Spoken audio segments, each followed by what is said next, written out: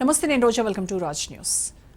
పాకిస్తాన్ విషయంలో ఇండియా ఒక అవగాహనకు వచ్చేసింది. ఇక రేపో మాపో యుద్ధానికి మోడీ గ్రీన్ సిగ్నల్ ఇచ్చేలా ఉన్నారు. ఇప్పటికే త్రివిధ దళాధిపతులకు వ్యూహం సిద్ధం చేసుకోవాల్సిందిగా మోడీ అవకాశం ఇచ్చారు. ఎలాంటి నిర్ణయం తీసుకునేందుకైనా అవకాశం ఇచ్చారు. పాకిస్తాన్కు తగిన బుద్ధి చెప్పేందుకు యుద్ధం చేయాల్సిందిగా సైన్యాన్ని ఆదేశించే అవకాశం ఉన్నట్టుగా తెలుస్తోంది. ఇప్పటికే పాకిస్తాన్ తప్పును అంగీకరించకుండా వాదిస్తూ ఉండడంతో ప్రపంచ దేశాలతో ఇప్పుడు గందరగోళ పరిస్థితులు నెలకొన్నాయి. మరీ ముఖ్యంగా చెప్పాల్సింది ఏంటంటే, ఇప్పుడు పాకిస్తాన్ విషయంలో ఇండియా ఎలాంటి వైఖరి అవలంబించబోతోందనేది ముఖ్యంగా ఉంది. బాలకోట్లో జరిపినట్టుగా సర్జికల్ స్ట్రైక్ నిర్వహిస్తుందా, లేదంటే నేరుగా పాకిస్తాన్పై దాడి చేస్తుందా అనేది తేలాలి. పాకిస్తాన్ను ఇండియా ఎలా కట్టడి చేస్తోందన్నది ఇప్పుడు సవాల్గా మారింది. మొదటి నుంచి పాకిస్తాన్ విషయంలో సాగదీత ధోరణి నష్టం కలిగించింది. అందుకే ఈసారి ఎలాంటి ఆప్షన్స్ ఇవ్వకుండా పాకిస్తాన్ను ఉతికి ఆరేయాలన్న భావనకు కేంద్రం వచ్చేసింది. ఇప్పటికే పలువురు పాకిస్తాన్ సైనికులు, జనరళ్లు, మేజర్లు ఉద్యోగాలకు రాజీనామా చేసి బయటకు వెళ్లిపోయారు. అయితే పాకిస్తాన్ ఇప్పుడు ఎలా వ్యవహరిస్తుంది అన్నదానిపై, ఎలా అడుగులు వేస్తుందో, మొత్తం వ్యవహారాన్ని ఎలా డీల్ చేస్తుందన్నది చూడాలి.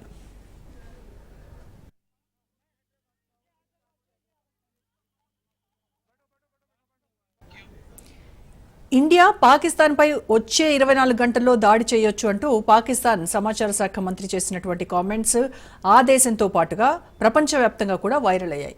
ఇండియా ఇక పాకిస్తాన్ను వదిలిపెట్టబోదని సీరియస్ వార్నింగ్ ఇవ్వబోతోందన్న చర్చ గత వారం రోజులుగా జరుగుతూనే ఉంది. ఇండియా దాడికి సంబంధించిన క్రెడిబుల్ ఇన్ఫర్మేషన్ తనకు ఉందన్నారు పాకిస్తాన్ సమాచార ప్రసార మంత్రి. అయితే తాము ఇండియా దాడి చేస్తూ ఉంటే చూస్తూ ఊరుకోవడానికి గాజులు తొడుక్కోలేవని కూడా ఆయన బుకాయించాడు. ఇండియా రెచ్చిపోతే అందుకు బాధ్యత వహించాల్సి వస్తోందన్నారు. మరోవైపు పాకిస్తాన్ రక్షణ మంత్రి ఖవాజా మొహమ్మద్ ఆసిఫ్ కూడా రాయిటర్స్కి ఇచ్చిన ఇంటర్వ్యూలో భారతదేశంపై సైనిక దాడికి సమయం ఆసన్నమైంది అన్నారు. అయితే అసలుకే ఎసరొస్తుందనుకుంటే పాకిస్తాన్ ఏమైనా చేస్తోందని ఆయన చెప్పుకొచ్చాడు.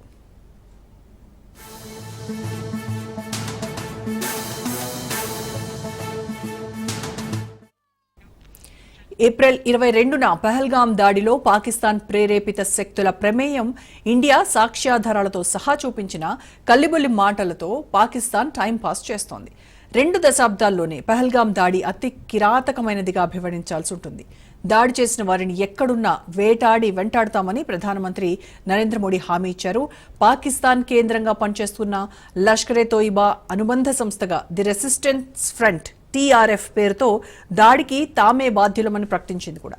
అయితే తమకు ఎలాంటి సంబంధం లేదంటోంది పాకిస్తాన్. తటస్థ దర్యాప్తుకు తాము సిద్ధం అంటోంది. ఇరు దేశాలు దౌత్యపరమైన చర్యలను ప్రారంభించారు. వాటిలో వీసా రద్దు, భారత విమానయాన సంస్థలకు పాకిస్తాన్ గగనతలాన్ని మూసేయడం, తాజాగా ఇండియా సైతం పాక్ విమానాలకు నో చెప్పడంతో మొత్తం వ్యవహారం రసకందాయంలో పడింది.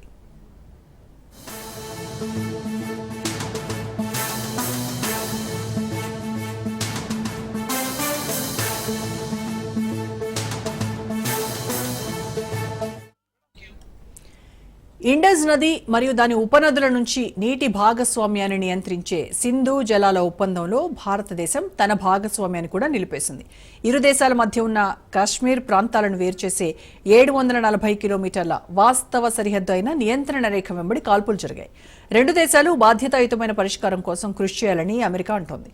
మేము 2 పార్టీలను సంప్రదిస్తున్నాం, పరిస్థితిని మరింత తీవ్రతరం చేయొద్దని వారికి చెబుతున్నామని విదేశాంగ శాఖ ప్రతినిధి, విదేశాంగ మంత్రి మార్కో రూబియో చేసిన ప్రకటనను ఆయన ఉటంకించారు. ఐక్యరాజ్య సమితి secretary general Antonio Guterres, Pakistan ప్రధానమంత్రి షహబాజ్ షరీఫ్, భారత విదేశాంగ మంత్రి సుబ్రహ్మణ్యం జైశంకర్లతో మాట్లాడి విషాదకరమైన పరిణామాలకు దారితీసే ఘర్షణను నివారించాల్సిన అవసరాన్ని నొక్కి చెప్పారు.